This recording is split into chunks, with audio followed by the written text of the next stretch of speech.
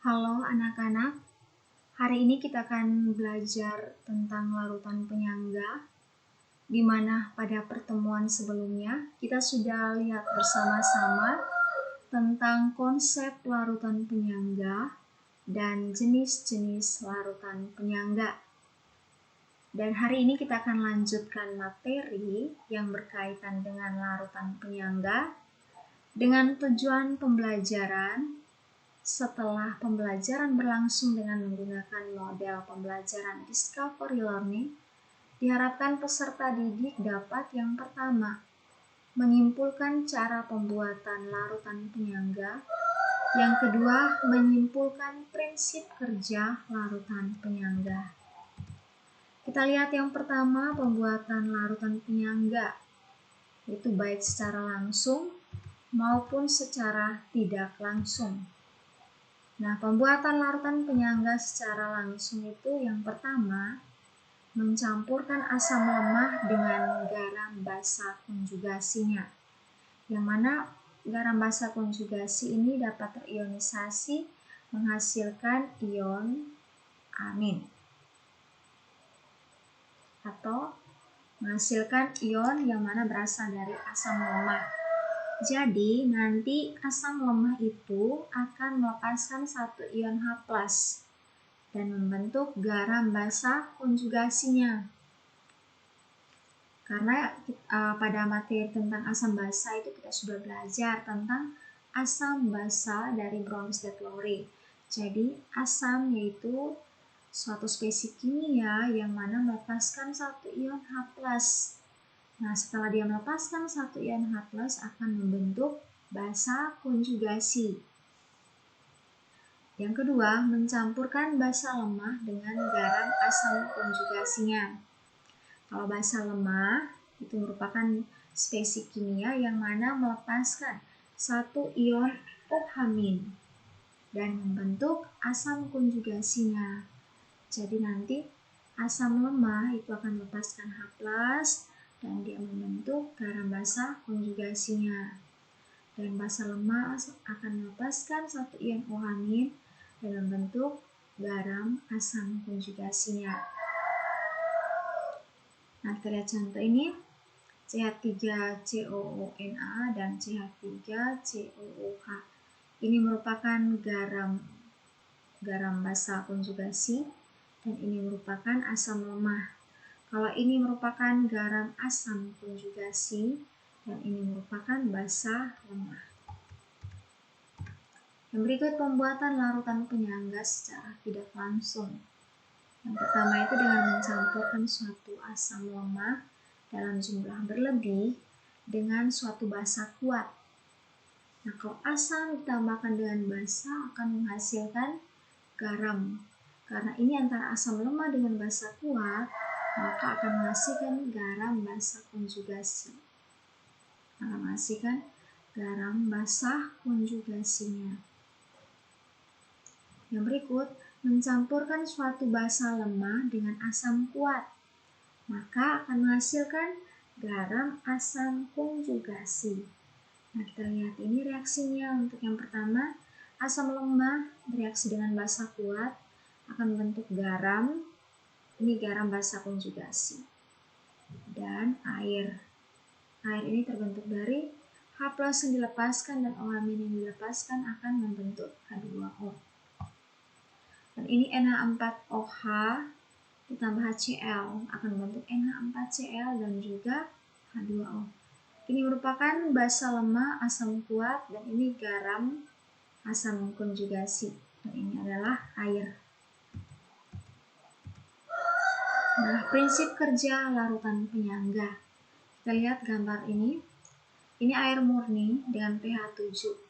Setelah ke dalam air murni ditambahkan 0,01 molar HCl, pH-nya berubah dari 7 menjadi 2. Nah, kita lihat pH-nya berubah sangat drastis. Dari 7 menjadi 2. Sehingga larutan ini bukan merupakan larutan penyangga. Untuk gambar kedua, ini CH3COH dan CH3CONil. Asam lemah dengan garam basa konjugasinya. dengan pH-nya 4,74 dan ke dalam larutan ini ditambahkan 0,01 molar HCl, pH-nya berubah menjadi 4,66. Di sini perubahan pH-nya sangat kecil, itu sekitar 0,08. Nah, karena perubahannya sangat kecil, maka larutan ini dikatakan sebagai larutan penyangga. Berikut larutan penyangga asam. Jadi larutan penyangga asam itu merupakan campuran antara asam lemah dengan garamnya yang merupakan basa konjugasi. Nah, kita lihat reaksinya ini. CH3COH dia bisa membentuk CH3CO- ditambah H+. Ini merupakan asam lemah yang mana dapat membentuk basa konjugasi. Karena dia sudah kehilangan satu ion H+, maka membentuk basa konjugasi dan juga H+. Nah, karena di sini ada H+, maka larutan penyangga ini bersifat asam. Jadi larutan penyangga asam itu bisa dilihat juga dari kandungan H+ yang dihasilkan. Prinsip larutan penyangga asam. Yang pertama, pada penambahan asam. Jadi pada penambahan asam, ion H+ dari asam itu akan menambahkan konsentrasi H+ pada larutan dan menyebabkan kesetimbangan itu bergeser ke kiri, sehingga reaksi itu mengarah pada pembentukan CH3COOH. Jadi ion H+ yang ditambahkan itu akan bereaksi dengan CH3COO-. Jadi nanti kita lihat reaksi yang pertama, CH3COH itu akan membentuk CH3CO- ditambah H+, di mana ini merupakan asam, sedangkan ini merupakan basa konjugasi. Nah, di mana ke dalam larutan ini ditambahkan asam, maka ion H+-nya itu cenderung bereaksi dengan CH3COO- membentuk CH3COOH. Sehingga reaksinya seperti ini, CH3CO- ditambah H+ akan membentuk CH3COOH. Dan penambahan asam atau H+ ini menyebabkan kesetimbangan itu bergeser ke kiri.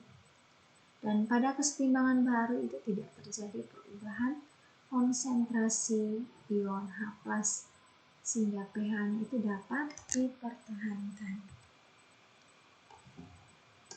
Berikut pada penambahan basa, di mana bila yang ditambahkan itu adalah basa, maka ion OH- dari basa itu akan bereaksi dengan ion H+ dan membentuk air. Dan untuk penambahan basa ini menyebabkan kesetimbangan itu bergeser ke kanan. Karena dia bergeser ke kanan, maka konsentrasi ion H+ itu dapat dipertahankan. Dan penambahan basa juga menyebabkan berkurangnya komponen asam. Reaksinya kita bisa lihat.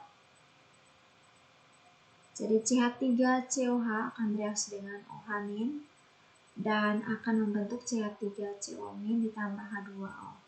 Nah, kita lihat bahwa CH3COH itu akan berkurang. Karena apa? Ini setelah bereaksi dengan OH-, dia akan membentuk basa konjugasi yaitu CH3CO- dan H+ dan OH- akan bereaksi membentuk H2O. Dan dengan penambahan basa juga, ini tidak terjadi perubahan konsentrasi ion H+ dan pH-nya juga dapat dipertahankan. Dan pada penambahan air, itu derajat ionisasi asam lemah dari CH3COOH itu akan bertambah. Yang berarti jumlah ion H+ dari ionisasi CH3COOH juga bertambah. Akan tetapi karena volume larutan juga bertambah, pengaruh penambahan konsentrasi H+ menjadi tidak berarti. Karena demikian, maka nilai pH larutan juga tidak mengalami perubahan. Yang berikut larutan penyangga basa. Jadi pada pencampuran basa lemah dan juga garamnya, yang mana garamnya itu merupakan asam konjugasi. Nah, kita lihat NH4OH ini merupakan basa lemah yang mana dapat membentuk NH4+, yang mana ini merupakan garam atau asam konjugasinya.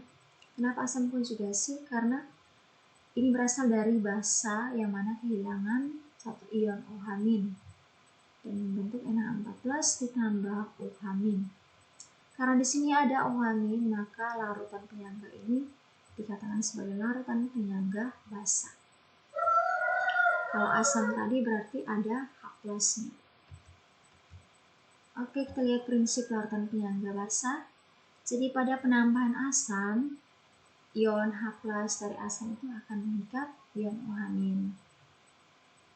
Nah, dan ini untuk penambahan asam ini pada larutan penyangga basa, kesetimbangannya akan bergeser ke kanan, berbeda dengan larutan penyangga asam, yang mana jika ditambahkan asam maka kesetimbangan bergeser ke kiri. Sedangkan pada penyangga basa kesetimbangan bergeser ke kanan. Dan penambahan asam ini menyebabkan berkurangnya komponen NH3 atau komponen basanya. Jadi komponen basanya akan berkurang dengan bertambahnya asam. Dan asam ditambahkan akan bereaksi dengan basa NH3 dan membentuk ion NH4+. Reaksinya seperti ini, NH3 ditambah H+ akan membentuk NH4+. Jadi di sini kita lihat bahwa NH3-nya akan berkurang dengan bertambahnya asam. Karena di sini dia membentuk NH4+. Dan di sini tidak terjadi perubahan konsentrasi ion OH- sehingga pH-nya itu dapat dipertahankan. Kita lihat bahwa dari reaksi ini yang berubah adalah NH3, sedangkan ion OH- tidak. Jadi ion OH- itu yang berpengaruh pada perubahan pH. Karena di sini ion OH- tidak mengalami perubahan, tidak berkurang, maka pH-nya itu dapat dipertahankan. Pada penambahan basa yang ditambahkan pada larutan penyangga basa, maka kesetimbangannya akan bergeser ke kiri dan konsentrasi ion OH- itu dapat dipertahankan.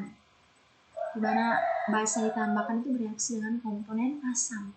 Jadi bereaksi dengan NH4+ dan membentuk komponen basa, yaitu NH3 dan juga air. Dan kita lihat reaksinya itu NH4+ ditambah dengan OH- akan membentuk NH3 ditambah H2O. Nah, kita lihat di sini bahwa ditambahkan OH- sekalipun dia membentuk NH3 dan H2O. Nah, di sini OH- itu tidak mengalami perubahan. Konsentrasi OH- tidak mengalami perubahan sehingga pH-nya itu dapat dipertahankan. Dan pada pengenceran, pada penambahan air, derajat ionisasi dari basa lemah itu bertambah besar, yakni jumlah OH- dari ionisasi NH3-nya itu bertambah. Akan tetapi karena volume larutan juga bertambah, maka pengaruh penambahan konsentrasi OH- itu menjadi tidak berarti. Jadi walaupun ditambahkan dengan air, di mana derajat ionisasinya bertambah besar, namun perlu diketahui bahwa karena volumenya juga bertambah, maka pengaruh penambahan OH- itu menjadi tidak berarti. Karena penambahannya tidak berarti atau tidak berpengaruh, maka pH larutannya tidak mengalami perubahan. Oke, sekian materi hari ini. Untuk lebih memahami materi tentang cara pembuatan larutan penyangga dan juga prinsip larutan penyangga, Ibu akan berikan soal. Jadi Ibu akan kirimkan LKPD dan silakan dikerjakan. Dan jika setelah mendengarkan pemaparan materi dari Ibu dan kalian masih mengalami kesulitan, silakan bertanya. Selamat pagi dan semangat selalu.